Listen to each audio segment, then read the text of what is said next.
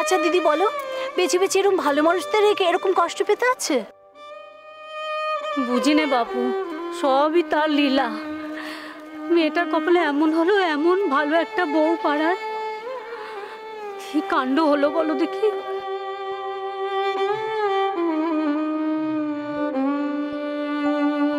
কিরে বাহা, যাবি না?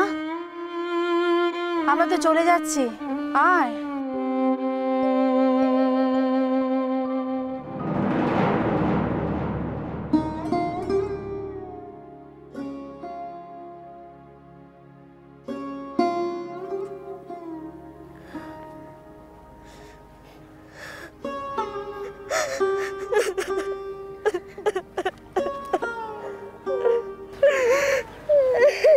কাঁদিস না বাহা, বাহা কাঁদিস না।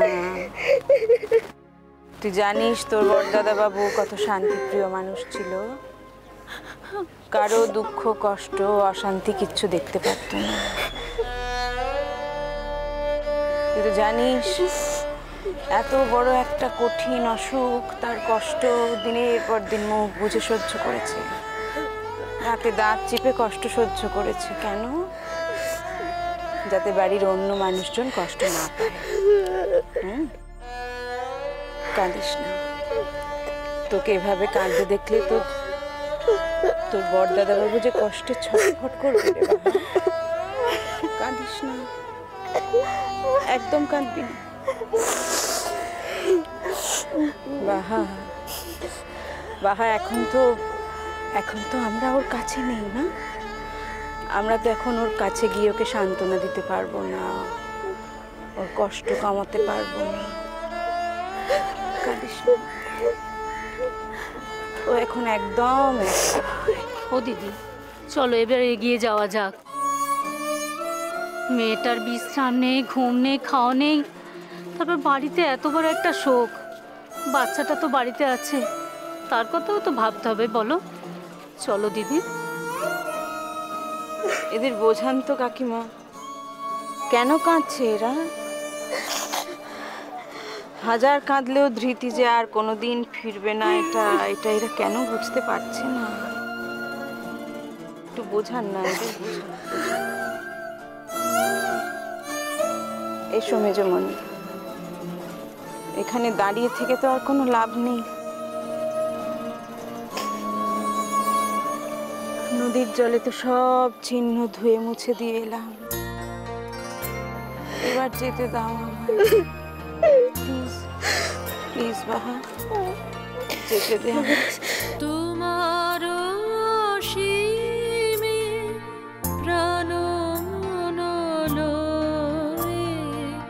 যত দূরে আমি ধাই, কোথাও দুঃখ, কোথাও মৃত্যু, কোথাও বিচ্ছেদ নাই।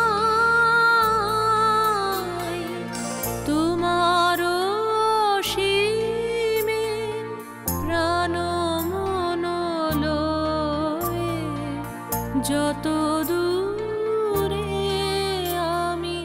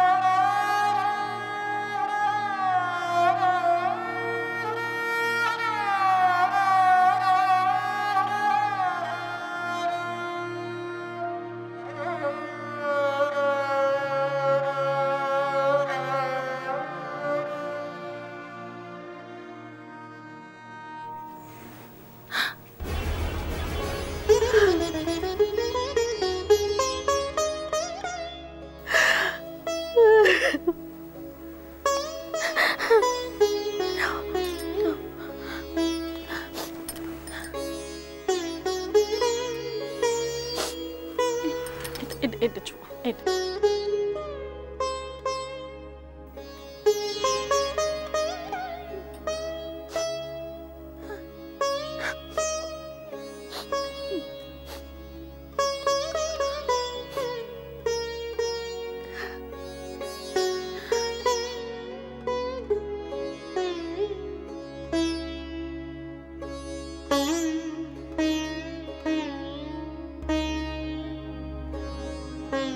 দাঁড়াও সাজবতী,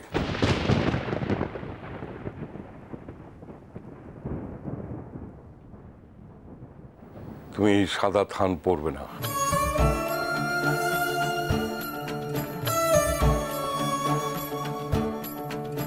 কি হলো, তুমি আমার কথার উত্তর না দিয়ে চলে যাচ্ছ যে?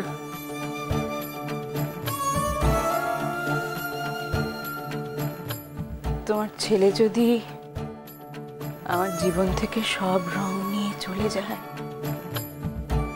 আমি আর রং কোথায় পাবো জেঠুমনি?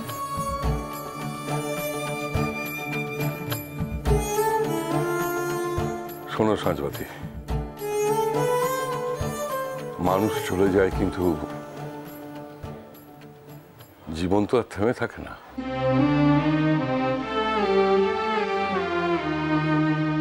তুমি যদি এই সাদা থান পরে আমার চোখের সামনে ঘুরে বেড়াও, তাহলে আমার প্রত্যেকটা সময় মনে হবে যে তুমি আমাকে জোর করে মনে করিয়ে দিতে চাইছো যে বাবু চলে গেছে।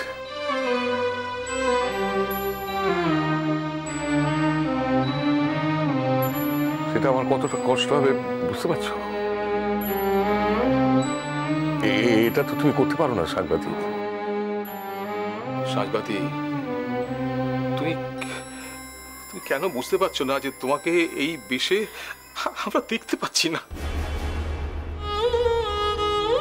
আমাকে এখন যেতে দাও মেজকামণি।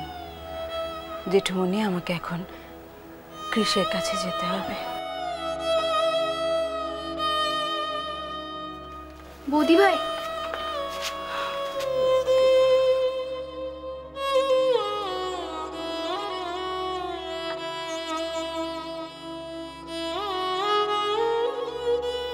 চিনি, যা এখন ওকে নিয়ে ভেতরে যা, যা।